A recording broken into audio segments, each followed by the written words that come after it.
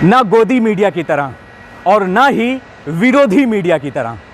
पहुंचाएंगे आप तक असली खबर सिर्फ सच्चे मीडिया की तरह।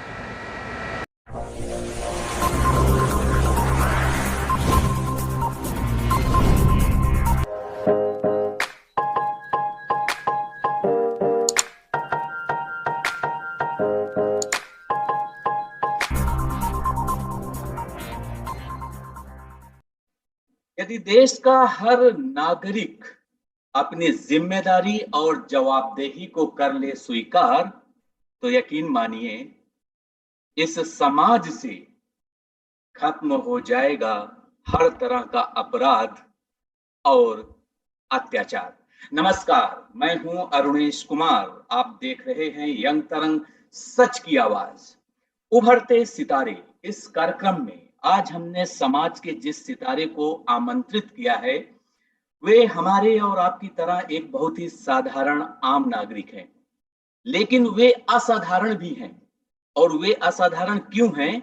क्योंकि वे सामान्य नागरिक होते हुए भी असाधारण कार्य करते हैं, लोगों को जागरूक करते हैं, हर तरह की समस्याओं का समाधान पाने के लिए जागरूकता अभियान चलाते हैं। कौन कौन से वे अभियान हैं, किस तरह से वो आम लोगों की मदद करते हैं, इसके लिए हमने आज उनको इनवाइट किया है। बहुत बहुत स्वागत और बहुत बहुत धन्यवाद अपना समय हमें देने के लिए दत्ता साहब। मधुसूदन दत्ता जी, आपका स्वागत है। नमस्कार द्विवेदी जी, आपका बहुत बहुत धन्यवाद जो आपने एक साधारण नागरिक के लिए इतना समय निकाला और इतना समय दे रहे हैं आप। बहुत बहुत धन्यवाद आपका। दत्ता साहब, हमारे कार्यक्रम का जो फॉर्मेट है वो यही है कि अक्सर जो हमारा मीडिया है, मेन स्ट्रीम मीडिया है, वो सेलिब्रिटी कल्चर को ज्यादा फॉलो करता है। वो सितारे जो फिल्मी जगत के हैं या पॉलिटिकल फील्ड से हैं, राजनीतिक जगत से हैं, या फिर प्लेयर्स हैं, मैं ये नहीं कह रहा कि वो गलत है, वो अपनी जगह पे सही है। लेकिन ये देश बनता है समाज से और समाज बनता है आम लोगों से, हमारे और आप जैसे साधारण नागरिकों से। इसलिए हमने इस कार्यक्रम को शुरू किया कि हमारे समाज में जो साधारण लोग असाधारण कार्य कर रहे हैं, वे भी किसी सेलिब्रिटी से कम नहीं है, उनका इंटरव्यू लिया जाए ताकि लोगों को जागरूक किया जाए। तो इसी कड़ी में मैं सबसे पहले आपसे ये जानना चाहूंगा कि आपको क्या लगता है कि हमारे समाज में जिस तरह के भी अपराध होते हैं, समय के साथ इसमें बहुत बदलाव आया है। तकनीकी के इस दौर में तरक्की बहुत हुई है, लेकिन क्या हम सब कुछ सरकार पर, पुलिस पर, सिस्टम पर छोड़ दें? समाज अपने स्तर पर अपराध मुक्त कैसे बने, इसके लिए आपका क्या सजेशन है? मेरा सजेशन ये है कि हमारी जो भारतीय संस्कृति है वह गैर आपराधिक संस्कृति बने, उसके लिए हमारे को शिक्षा के स्तर पर ही शुरुआत करनी पड़ेगी। और इसके लिए हमारे को जो हमारे भारत के संविधान, ये जो भारत के संविधान है, इसका जो आर्टिकल 51A है, भारत के संविधान का आर्टिकल 51A, ये हमारी फंडामेंटल ड्यूटी के बारे में बताता है।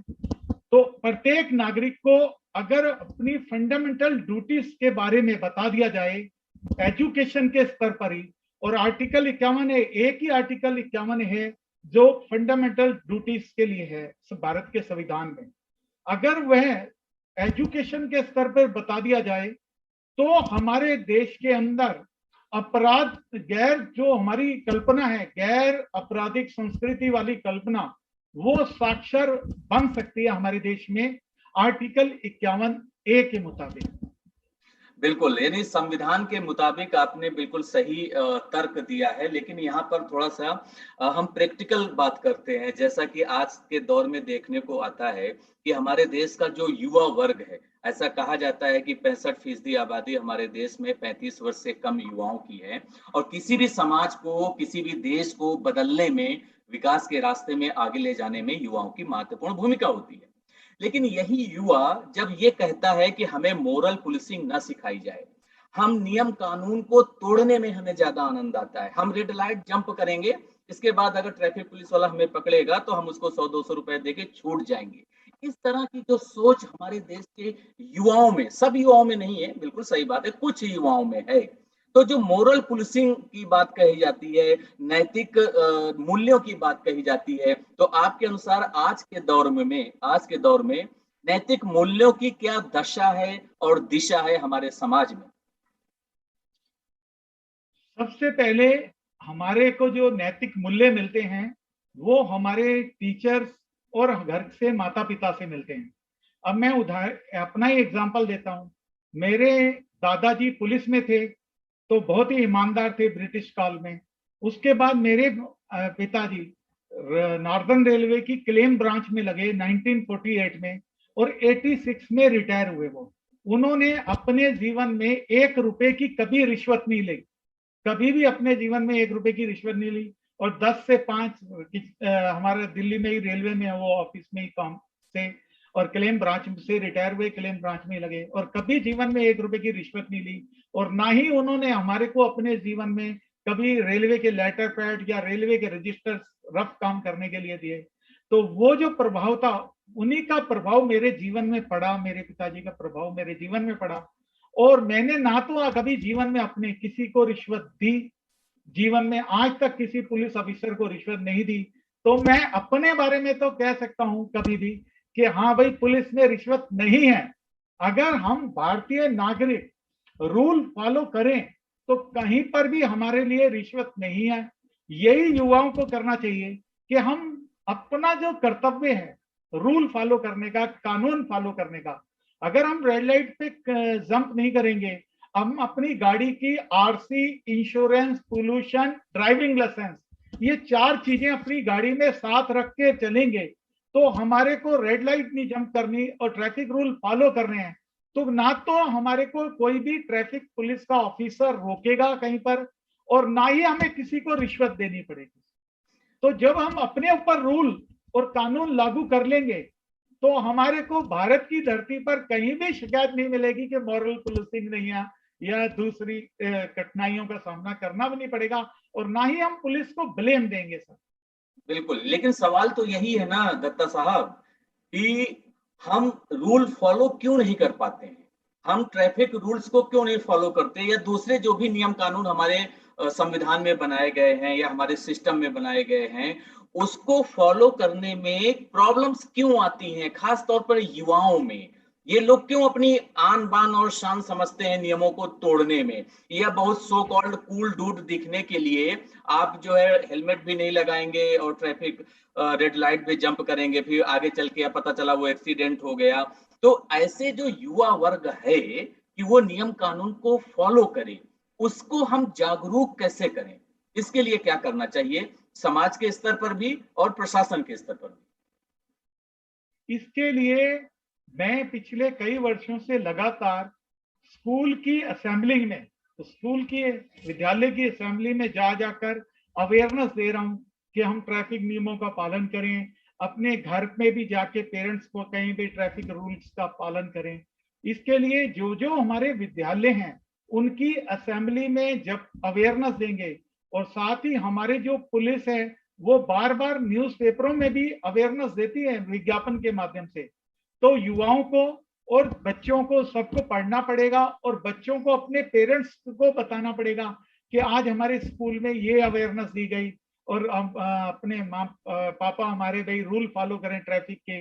और क्राइम से दूर रहने के लिए हमारे को वही आर्टिकल 51A में बताया गया कि कैसे हमने भाईचारा रखना है, धर्म, भाषा, वर्ग और प्रदेश पे कोई भेदभाव नहीं करना, और उस प्रथा का त्याग करना है जो महिला के सम्मान के विरुद्ध हो। हमें राष्ट्र यहाँ की जो संस्थाएं हैं उनका सम्मान करना है। आर्टिकल 51A में पूरा बताया गया है, अगर हम उसको फॉलो करेंगे तो कभी भी ना तो हमारे से क्राइम होगा और ना ही हम रूल कोई तोड़ पाएंगे, अगर ये अवेयरनेस दी जाए विद्यालयों में, असेंबली में, और शिक्षा के स्तर से शुरुआत हो। और हमारे युवा जो भी हमारी पुलिस अपने विज्ञापन देती है न्यूज़पेपर में, उस विज्ञापनों को ध्यान से पढ़ें और उसका फॉलो करें, पालन करें, तो कहीं पर भी हमारे को दिक्कत नहीं आएगी युवाओं को। बिल्कुल, तो अब बस वही बात जो मैंने कार्यक्रम के शुरुआत में कही थी कि अगर देश का हर नागरिक अपनी जिम्मेदारी और जवाबदेही को कर ले स्वीकार, तो सच में मिट जाएगा भ्रष्टाचार। अब यहाँ पर आगे बढ़ते हैं और इस इंटरव्यू में अब मैं आपसे ये जानना चाहूंगा कि देखिए, अपराध अपना रूप और स्वरूप लगातार बदलता रहता है समय के साथ साथ। जैसे आज टेक्नोलॉजी डेवलप हो गई है, साइबर क्राइम्स होने लग गए हैं, टेक्नोलॉजी बेस्ड क्राइम हो रहे हैं, जिसमें पता चलता है कि ये जागरूकता का अभाव ही है कि किसी ने आपको फोन करके बोला कि वो रिजर्व बैंक ऑफ इंडिया से बोल रहे हैं और आपके अकाउंट में ये प्रॉब्लम है, आप अपना ओटीपी बता दीजिए। इसके बाद वो ओटीपी बता देते हैं तो पता चलता है उनका पूरा बैंक अकाउंट खाली हो गया। इस तरीके से जो साइबर क्राइम आ रहे हैं, इसके लिए हालांकि सरकार अपने स्तर पर साइबर सेल बनाई हुई है ताकि इस तरह के क्राइम पर लगाम लगाई जाए, लेकिन वो लगाम लगती हुई दिख नहीं रही है। तो ऐसे टेक्नोलॉजी ड्रिवन जो क्राइम्स हैं साइबर युग में, उनको कैसे रोका जा सकता है आपके नजरिए से? इसमें आरबीआई भी समय में टाइम टू टाइम गाइडलाइन देती रहती है, और हमारे जो फिल्म स्टार हैं वो भी कई बार उनके विज्ञापन आते हैं कि भाई उसको फॉलो करो, कोई आपसे पिन मांगता है तो उसको पिन मत दो, कोई ओटीपी मांगता है तो ओटीपी किसी के नाम पे फोन करके मांगता है तो ओटीपी ना दें। तो उस तरह से वो बार बार विज्ञापन के जरिए अवेयरनेस देते रहते हैं, उसको वो फॉलो करें। जो भी विज्ञापन आते हैं, डायरेक्ट विज्ञापन के अंदर जो भी अवेयरनेस दी जाती है, अगर उसको फॉलो करेंगे तो हमारे को कभी भी इन क्राइम के से हम दूर रह सकते हैं, इन लोगों से दूरी बना सकते हैं। और मैं यहाँ पर एक छोटा सा उदाहरण दूंगा कि जैसे धन के मामले में, भाई या तो लूटपाट से चला जाता है हमारा धन, चोरी से चला जाता है, या कोई अपना बन के हमारे को ठग के ले जाता है। तो इन चीजों पे वो उन्होंने ध्यान देना है कभी भी कि हम किसी लूटपाट का शिकार ना हो। तो अपनी जब घर से निकलें तो ध्यान पूर्वक जाएं और किसी के आगे नकदी ना गिने। अगर बैंक से आ रहे हैं तो हम अपना बैंक से निकलते वक्त ध्यान पूर्वक निकलें और अपने नजर रखें, आगे और पीछे पूरी नजर रखें, उसका ध्यान रखें। ऐसी घर में हैं तो अपने घर वालों को अवेयरनेस दें कि भाई जो आयरन का गेट है, जाली का गेट है, वो खोलने से पहले, वो गेट खोलने से बाहर कौन व्यक्ति है, कोई परिचित है कि नहीं, बिना परिचित है तो उसको अपना जाली के अंदर से ही बात करें। ये सेफ्टी सारी बरतनी पड़ेगी, चाहे साइबर क्राइम से भी रिलेटेड है, वो भी हमने जो आरबीआई बार सम टाइम टू टाइम हमारे को अवेयरनेस देता रहता है विज्ञापन के जरिए, उसको हमने फॉलो करना है बस। अगर हम उसको फॉलो करेंगे, उनकी डायरेक्शन को, विज्ञापन को ध्यान से देख के फॉलो करेंगे, तो हमारे को कहीं पर भी कठिनाई का सामना नहीं करना पड़ेगा। बिल्कुल, तो यानी घूम फिरकर बात सिर्फ एक शब्द पर आ गई है और वो है जागरूकता, यानी अवेयरनेस। आप कितना अपने आप को लेकर जागरूक हैं, नियम कानूनों की आपको जानकारी कितनी है। अब इसी में से हम आगे बढ़ते हैं और आपसे बात करते हैं कि आजकल ऐसे भी अपराध आ गए हैं जो जबरन उगाही का रूप ले लेते हैं। मैं उदाहरण के साथ अगर बात करूं तो थर्ड जेंडर की बात कर रहा हूं। भगवान ने जिसको जैसा बनाया है हमें उसको उस रूप में स्वीकार करना चाहिए, वो बात सच है। लेकिन क्या किसी के यहाँ जन्म होता है या किसी के यहाँ शादी ब्याह हो रही है, कोई जिसको कहते हैं ना शुभ कार्य हो रहा है, और उस शुभ कार्य में थर्ड जेंडर के लोग पहुंचते हैं और अपने अधिकार के साथ पहुंचते हैं, और इसके बाद उनको सुविधा के अनुसार, जिसकी जितना अपनी श्रद्धा है उसके अनुसार वो उनको पैसे भी देते हैं। लेकिन वहीं पर थर्ड जेंडर के लोग अड़ जाते हैं, वो कहते हैं इतने नहीं इतने हजार चाहिए, यानी वो कहीं ना कहीं जबरन उगाही जैसा लगता है। और फिर जब पुलिस को कोई फोन करता है तो पुलिस वाले भी मामले को बीच बचाव करके, मोल भाव करके मामला निपटा देते हैं। तो इस तरह के समाज में जो अपराध हैं उनको दूर कैसे किया जा सकता है? ये जो जबरन उगाही का मामला है, ये लोगों के अंदर वैसी उनसे किसी प्रकार का भय है नहीं। तो अगर मैं आपको बताना चाहूं कि मैंने सूचना के आधार के माध्यम से दिल्ली पुलिस मुख्यालय में आरटीआई डाली थी। दिल्ली पुलिस मुख्यालय ने समस्त अपने डिस्ट्रिक्ट के पब्लिक इंफॉर्मेशन ऑफिसर को भेज दिया कि आप इनका रिप्लाई दीजिए। तो मेरे को नॉर्थ डिस्ट्रिक्ट के जो असिस्टेंट पब्लिक इंफॉर्मेशन ऑफिसर थे, उनका सूचना के आधार के अधिनियम के तहत उनका रिप्लाई आया कि ऐसा कोई भी कानून नहीं है कि ये जबरदस्ती किसी की उगाही कर सके, और इंडियन पैनल कोड के मुताबिक इनके खिलाफ एक्सटॉर्शन का मामला दर्ज हो सकता है अब ये जनता में अवेयरनेस आनी चाहिए कि भाई हम कभी भी खुशी से जो है दे दें। अगर वो जबरदस्ती कोई उगाई कर रहा है तो तुरंत पुलिस कंट्रोल रूम को बताएं, और पुलिस कंट्रोल रूम की भी पुलिस ऑफिसर आते हैं और लोकल पुलिस ऑफिसर भी आते हैं, उनके आगे अपनी बात रखें। और उसके अगर वो ऑफिसर नहीं सुन रहे तो हम दोबारा से पुलिस कंट्रोल रूम को कह सकते हैं कि ये जो स्थानीय पुलिस आई है ये हम इनको हैंडल नहीं कर पा रही, सीनियर ऑफिसर को भेजिए। तो वो अपने आप सीनियर ऑफिसर को भेजेंगे और हैंडल करेंगे।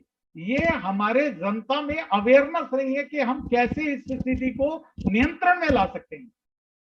बिल्कुल। अगर इसी क्वेश्चन को अभी मैंने थर्ड जेंडर के संदर्भ में ये सवाल किया था, अब हम नॉर्मल लोगों का जो भी है, मैं ये नहीं कह रहा कि वो नॉर्मल लोग नहीं है, बिल्कुल थर्ड जेंडर के लोग भी हमारे संस्कृति का हिस्सा है, महाभारत काल में भी थे, रामायण के समय में भी थे। अब मैं इसी सवाल को इस तरीके से आपसे जानना चाह रहा हूँ। आपने देखा होगा कि हमारे देश में, हमारा देश जो कि सर्वधर्म संभाव पर विश्वास करता है, और जो हमारा संविधान है उसमें भी सब धर्मों को समान रूप से बात कही गई है, और हर एक को अपने धर्म को चुनने की आजादी है। मेरा सवाल ये है कि चाहे मंदिर हो, मस्जिद हो, गुरुद्वारा हो, कहीं भी हो, तो ज्यादातर ये होता है ना कि आपको चढ़ावा चढ़ाना है भगवान को, ठीक है।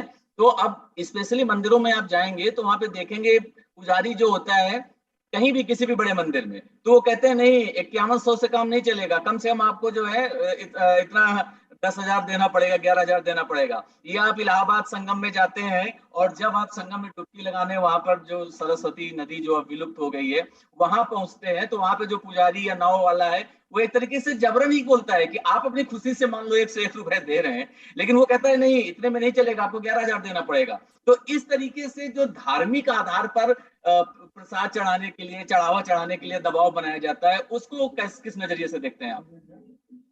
उसको भी देखिए, हमारे देश में कानून तो एक ही है, कानून सबके लिए बराबर है। आर्टिकल 14 कानून के तहत सबको संरक्षण मिला हुआ है, आर्टिकल 14 में, और समान संरक्षण मिला हुआ है। तो जहां तक ये धर्म का मामला है, ये अपनी अपनी आस्था और इनकम के जो भी डोनेशन होती है या दान देते हैं, वो अपनी इनकम का प्रतिशत देते हैं। तो हर एक की डिफरेंस इनकम है, तो वो पहले अपना बता दे कि भाई अगर वो कहीं टूरिस्ट प्लेस पे जा रहे हैं, जैसे धार्मिक प्लेसों पे जा रहा है, मंदिर की बजाय धार्मिक प्लेस पे जा रहा है, तो वो पहले बात कर ले व्यक्ति कि मैं इतने ही धन दूंगा और इतने में ही मैं पूजा कराना चाहता हूं, इससे ज्यादा नहीं दूंगा। तो ऐसा नहीं है कि कोई जबरदस्ती उसकी गर्दन पर चाकू रख के जबरदस्ती वो पूजा कराएगा। उसको देखना है अपना व्यक्ति को धार्मिक प्लेस पे जाके कि मैं अब मेरी जो आय है उसका मैं इतना प्रतिशत ही दे सकता हूँ, इतना ही दे सकता हूँ।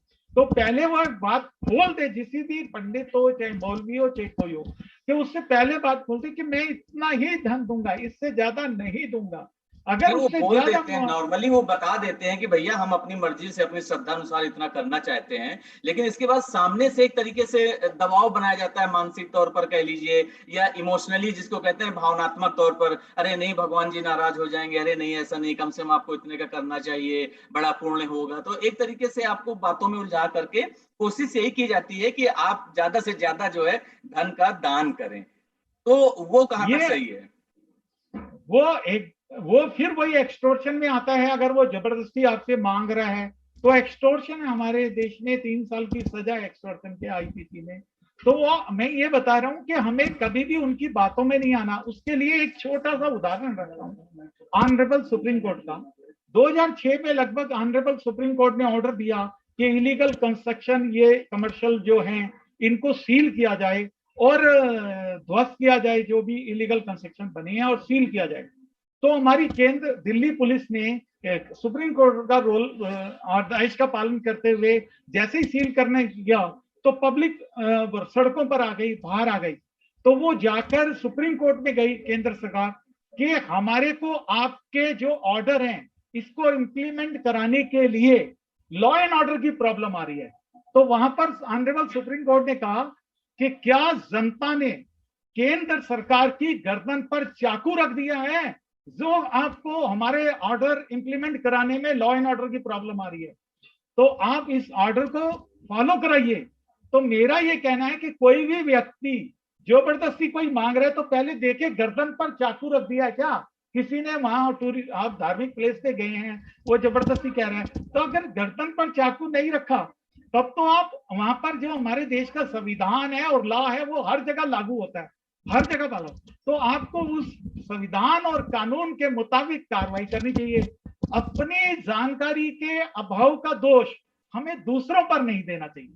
बिल्कुल, बहुत महत्वपूर्ण लाइन आपने कही है कि अगर आप ही जागरूक नहीं है, आपको ही जानकारी नहीं है, तो फिर सिस्टम को दोष देने से कोई फायदा नहीं होता है। अब इसी सिस्टम के तहत मैं आपसे सवाल करना चाहता हूं कि आपने देखा होगा कि एडवोकेट और लॉयर अक्सर ये लोग होते हैं कि केस लड़ते हैं, समाज में बहुत कुछ होता रहता है, अपराध होते हैं, और कोई अगर गरीब तबके का व्यक्ति है और वो किसी लॉयर को नहीं अपॉइंट कर सकता है या उसका केस लड़ने के लिए इतने पैसे नहीं है, तो उस आप चूंकि आरटीआई की भी आपकी अच्छी जानकारी है, कानून की भी बहुत अच्छी समझ है, तो एक हमारे दर्शकों को आप ये बताइए कि किस तरीके से वो अपने केस को स्वयं लड़ सकते हैं, और ये एडवोकेट और लॉयर में डिफरेंस क्या होता है? क्या बार काउंसिल ऑफ इंडिया से रजिस्टर्ड होना चाहिए तभी कोई देश का सामान्य नागरिक अपना केस लड़ सकता है, या इसका पूरा प्रोसेस क्या है? इसके बारे में थोड़ा सा प्रकाश डालिए।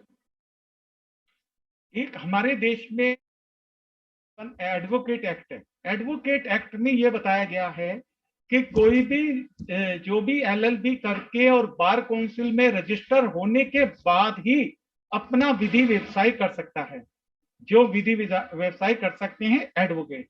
उसके बाद मैं आप दो रेशो रहूंगा, जिनके पास धन है वो तो एडवोकेट के थ्रू अपना केस लड़वा सकते हैं, जिनके पास धन नहीं है अपनी समर्थता के अनुसार, वो उनके लिए एक मापदंड रखे हुए हैं हमारी सरकार ने, उनके लिए फ्री लीगल एड मिलती है। हर अदालतों के अंदर फ्री लीगल एड सेल बने हुए हैं, वहां से जिनकी आमदनी नहीं है वह फ्री लीगल एड ले सकते हैं।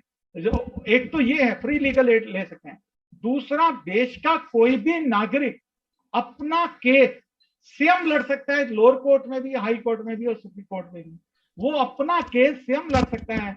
और उसके बावजूद अगर वह किसी दूसरे का केस भी पावर अटॉर्नी पर भी लड़ सकता है, अगर उसको जानकारी है नागरिक को, सिर्फ वो नागरिक धन नहीं ले सकता, मनी नहीं ले सकता दूसरे का केस लड़ते हुए, लेकिन वो केस लड़ सकता है किसी का भी, उसको पावर ऑफ अटॉर्नी साइन करानी पड़ेगी और कोर्ट में देनी पड़ेगी। वकील एडवोकेट जो होते हैं वो वकालतनामा साइन कराते हैं, और जबकि प्राइवेट व्यक्ति अगर किसी का केस लड़ रहा है बिना मनी लिए तो उसको पावर ऑफ अटॉर्नी साइन करानी है, मनी नहीं लेनी। अगर प्राइवेट व्यक्ति मनी ले लेगा तो एडवोकेट एक्ट के मुताबिक उसको 6 महीने की कारावास जेल हो सकती है, और एडवोकेट को हमारे एडवोकेट एक्ट में 1 दिन की भी जेल नहीं है। लेकिन प्राइवेट पर्सन को, अगर प्राइवेट पर्सन बिना एलएलबी किए या बिना बार काउंसिल में रजिस्टर्ड किए नाम अपना, और अगर किसी से का केस लड़कर मनी ले लेता है उससे, तो उसको 6 महीने की सजा है प्राइवेट पर्सन को। और इसीलिए हमारे देश के अंदर मतलब कि कभी भी हम अपना केस खुद लड़ सकते हैं। हमारे को कोई भी नागरिक जिसे जानकारी है कि भाई मैं कैसे जाऊंगा, और जरूरी नहीं है आपसे अंडर सेक्शन बताने हैं, और अंडर सेक्शन अपने आप वहां पर जो थाने में है, पुलिस स्टेशन में हम कंप्लेंट देनी है, तो जरूरी नहीं है हमारे को अंडर सेक्शन लिखने, हमारे साथ हमारे विरुद्ध क्या अपराध हो गया वो लिख के देना है। वो पुलिस ऑफिसर देखेगा कि इसमें किस अंडर सेक्शन में आईपीसी में ये इसके साथ इसके विरुद्ध अपराध हुआ है कंप्लेंटेंट के साथ, तो वो उन पुलिस ऑफिसर का काम है। सिर्फ हमें तो ये लिखना है कि हमारे विरुद्ध ये अपराध हुआ है। ऐसी कोर्ट के अंदर भी हमारे को सिर्फ थोड़ी सी जानकारी आनी चाहिए कि किस सेक्शन में क्या हमने बात रखनी है, तो वो थोड़ी सी जानकारी, आज सोशल मीडिया इतना एडवांस हो चुका है, सोशल मीडिया भी एडवांस हो चुका है, साथ ही हमारी केंद्र सरकार भी, जो उसका लीगल डिपार्टमेंट है, कानूनी मंत्रालय है, वो भी ऐसी किताबें भी प्रकाशित करता है और सस्ते रेट पे देता है। साथ ही ऑनरेबल समस्त हाई कोर्ट के और सुप्रीम कोर्ट के वो जो जजमेंट होती है उनकी भी बुक्स बनाकर सस्ते रेटों पे उपलब्ध कराता है आम जनता के लिए। तो जनता जागरूक हो जाए हमारे देश की, तो हमारे देश में लॉस के संबंधित भी कोई प्रॉब्लम नहीं है। बिल्कुल। तो अब आखिरी में चलते चलते अब कार्यक्रम का समय भी समाप्त हो रहा है, तो आपसे ये हम जानना चाहेंगे कि हमारे देश का, अभी आपने लीगल सिस्टम की बात की, तो हमारे देश की जो न्यायिक प्रक्रिया है ना, ये माना जाता है कि बहुत लंबी है। मतलब ये है कि किसी को न्याय मिलने में 10-20 साल तो यूं ही निकल जाते हैं, और न्यायाधीशों की भी जो संख्या है, जो रिक्तियां हैं, वो बहुत ज्यादा हैं, चाहे जिला कोर्ट की बात कर लें, डिस्ट्रिक्ट कोर्ट की या सुप्रीम कोर्ट की या हाई कोर्ट की। तो एक ये भी बड़ा मुद्दा है कि जजों की संख्या में भी बहुत कमी है। सरकार एक न्यायिक आयोग बना रही है कि जजों को इसमें नियुक्ति होगी। तो मैं इन सब टेक्निकल पहलुओं पर नहीं जा रहा हूं, मैं सिर्फ आपसे ये जानना चाह रहा हूं कि हमारे देश की जो वर्तमान न्यायिक व्यवस्था है, उसमें जो देरी होती है, लंबे लंबे समय तक, सालों तक जो है केस चलता रहता है, इस देरी को कैसे दूर किया जा सकता है, इसके बारे में आप क्या कहना चाहेंगे? इसके बारे में मैं हाथ जोड़कर बताना चाहूंगा, ये जो व्यवस्था है ये हमारे जन्म से जुड़ी हुई है। अगर हमारा जन्म अमेरिका में होगा तो हमें अमेरिका की न्याय प्रक्रिया मिलेगी। हमारा जन्म ब्रिटिश लंदन में होगा तो हमारे को लंदन की न्याय प्रक्रिया मिलेगी। हमारा जन्म अगर भारत के अंदर हुआ है तो हमारे को ये भारतीय न्याय व्यवस्था टिल डेथ अपने सिर माथे पे रखना है। इसके अलावा हमारा कोई अल्टरनेटिव अरे तो नहीं ये है। तो बड़ा बहुत मतलब जिसको कहते हैं ना कि सुविधाजनक जवाब हो गया। क्यों ना हम उस न्यायिक व्यवस्था का आकलन करें ईमानदारी से, जो उस व्यवस्था में खामियां हैं उन खामियों को दूर करने का प्रयास करें, सरकारी स्तर पर प्रयास हो। लेकिन आपको ये इसमें समझने की जरूरत है ना कि फास्ट ट्रैक कोर्ट का भी कॉन्सेप्ट है। जब भी किसी के प्रति कोई अपराध हुआ हो तो उसकी पहले से अगर समय सीमा तय कर ली जाए कि आपको इस केस में इतने महीने में आपको न्याय मिल जाएगा, तो कहीं ना कहीं जो न्यायिक व्यवस्था में कमियां हैं, जो खामियां हैं, उनको दूर करने का प्रयास तो होना चाहिए या नहीं? सर, समय समय पर हमारी ऑनरेबल सुप्रीम कोर्ट इस तरह की गाइडलाइन जारी करती रहती है, लेकिन हमारी जो सरकार है उसको देखना है। अब एक उदाहरण देता हूं मैं आपको कि ऑनरेबल सुप्रीम कोर्ट ने कहा कि जो भी एमपी और एमएलए हैं उनके लिए अलग से अदालत बनकर 1 साल के अंदर उनका मामला खत्म हो जाना चाहिए। लेकिन क्या हमारी ये सरकार ये उपलब्ध करा रही है? ये न्याय व्यवस्था आपके सामने है कि उनके कितने साल लग जाते हैं एमएलए और एमपी के भी, सुप्रीम कोर्ट के आदेश देने के बावजूद। तो ये इसीलिए मैं हमें द्विवेदी साहब ये कहा था मैंने कि हमें ये जो न्याय व्यवस्था है ये टिल डेथ अपने सिर माथे पे रखना पड़ेगा, क्योंकि इसमें सबसे बड़ा रोल हमारी सरकार का है। और सरकार कौन चुनते हैं? हमारे देश के नागरिक सीक्रेट वोटिंग के माध्यम से चुनते हैं सर। जी बिल्कुल, लेकिन बस वही बात है ना कि अगर एक ईमानदार सरकार है, ईमानदार देश है और ईमानदार समाज है, तो वो हमेशा आत्म मूल्यांकन जरूर करता है। न्यायिक व्यवस्था बिल्कुल दुरुस्त नहीं है हमारे समाज की, हमारे देश की, तो उस व्यवस्था का ईमानदारी से आकलन होते रहना चाहिए। आप जैसे जो विद्वान पुरुष हैं उनको अपना फीडबैक भी देते रहना चाहिए, ताकि उस व्यवस्था में ट्रांसपेरेंसी आए, पारदर्शिता आए, वो व्यवस्था बेहतर से बेहतरीन होगी। अदरवाइज जो आपकी थिंकिंग है कि हानि लाभ समझ विधि का विधान सहिए, जे विधि राखे राम ते विधि रहिए, तो फिर ये तो वही बात है कि जो जैसा सिस्टम चल रहा है चलने दो। हमें उस सिस्टम में सुधार करना है और सिस्टम के अंदर रहकर सुधार करना है। इसलिए ये बहुत महत्वपूर्ण सवाल हो जाता है। अब बहुत बहुत मैं आपका दत्ता साहब धन्यवाद करना चाहूंगा कि आपने हमें समय दिया और आपने खुलकर इतनी सारी बातें की। अब आखिर में चलते चलते आप क्या संदेश देना चाहेंगे जितने भी दर्शक हमारे इस कार्यक्रम को देख रहे हैं? मैं सभी दर्शकों से निवेदन, पहले सर्वप्रथम मैं द्विवेदी जी का धन्यवाद करता हूं कि जिन्होंने एक साधारण व्यक्ति को, साधारण नागरिक को इतना समय दिया आज।